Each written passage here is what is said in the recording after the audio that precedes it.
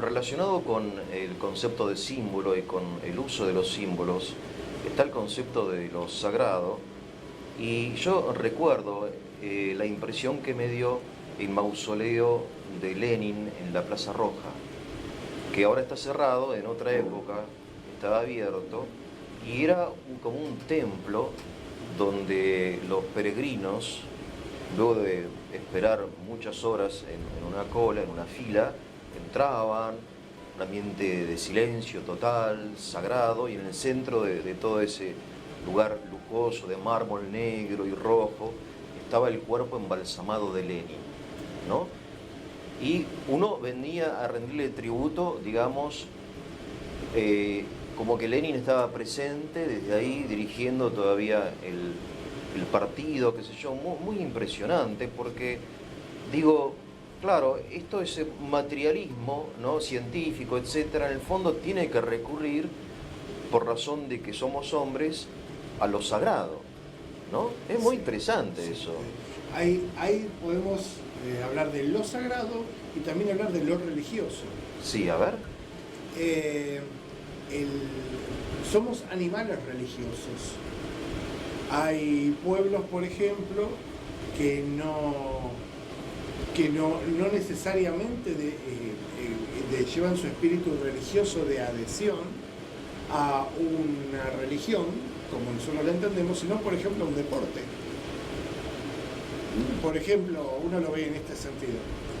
Nace un niño en la Argentina, uno le preguntas a los padres si los va a bautizar y dicen, no, mejor dejamos que decida cuando sea grande. Ah, qué bueno. Entonces, digamos, vos no tenés problema que el chico elija el cuadro de fútbol al que pertenece. No, eso ya lo escribimos ahora cuando cumple el mes, lo escribimos en el club tal. No, él es esto y se lo inculca desde pequeño para que reverencie los símbolos de esa realidad y que tenga esa reunión, esa comunión. Hay una serie de rituales. Uno puede decir que desde el punto de vista sagrado son completamente vanos, pero desde el punto de vista humano expresan un montón de valores y de digamos así, de autoconciencia. Sí. Porque... Es más, yo, discúlpame, he presenciado, por razón de mi servicio, sepelios donde se cubría el cajón con la bandera o la camiseta del club de fútbol. O sea que para ese ser lo humano, acompañaban más allá. Esto es, a ver, vamos a hacer una pequeña aclaración. Sí. Esto es, podemos decir, una introspección husserliana. Es decir, estamos observando los hechos. Sí, fenomenológica. Exactamente, fenomenológicamente, sin hacer una valoración. No, por supuesto, respecto, pero muy interesante. Porque a veces uno dice, entonces significa que es lo mismo que el otro, ¿no? No, estamos observando primero cómo es algo, para después sí hacer una valoración objetiva, que no es subjetiva, sino es objetivarlo con respecto al entorno y ver si eso realmente vale la pena o no. Claro. Pero el hecho es que eso sucede de esa manera. Y si sucede, primero debemos comprenderlo sin prejuicios para poder hacer algo al respecto. Claro. Entonces, muchos padres se han replanteado esto de que la fe era menos importante para ellos, cuando por otro lado aseguraban que la fe era lo más importante. La fe y su expresión concreta eran más importantes, lo sabían, había un sentido de lo sagrado que decía que recibir el bautismo no era lo mismo que ser hincha o fan de un club. No hay que, digamos así, si hay que explicarlo, muchas veces la persona no está, es porque no está capacitada para experimentar lo sagrado. Pero cuando uno se lo señala, la mayoría absoluta se queda pensando y se da cuenta que desde un área de sí mismo, que es lo sagrado, claro, había algo que no estaba balanceado como correspondía. Y muchos reconsideran esto y pueden inclusive corregirlo y cambiarlo, de decir, no, es verdad, yo no me había dado cuenta de esto, Sí, eso nos pasa cuando vivimos de modo descompuesto, como se vive hoy día. Sí. Vivimos tironeados Esto por cosas significa- en sentido horizontal Sí. y no tenemos ligazones tradicionales verticales. Esto- Que son las que, perdóname, Sí, las que te religan escucho, al sí. hombre con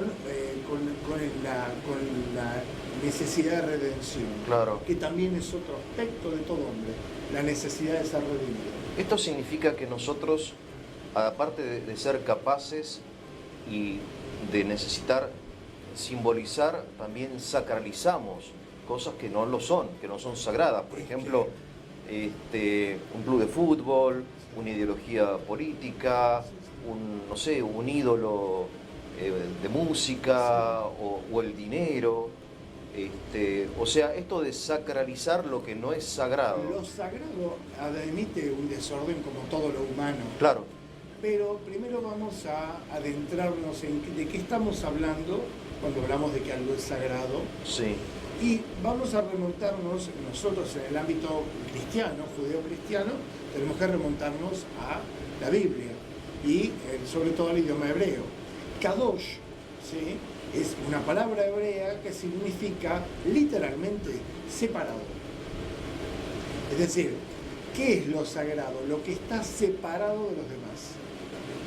Ahora, esa separación que nosotros cuando hablamos de algo separado, si tenemos que traducirlo en una imagen, si yo te diera dos cosas, dos objetos en la mano, y te digo, haz un gesto de que están separados, lo más probable es que hicieras así, Sí. y no que hicieras así. Claro. Porque la idea de separado es una idea horizontal, Sí. pero Kadosh implica una separación vertical. Ah, Es decir, que hay cosas que son más importantes per se, que están separadas de las otras. Es una separación como la del cielo y de la tierra. Y esto lo que está diciendo es que el hombre que está en estado de viador, de andador en este mundo, se encuentra con cosas que no perduran, pero dentro experimenta que hay un algo que perdura mucho más allá, que puede recibir distintas formas.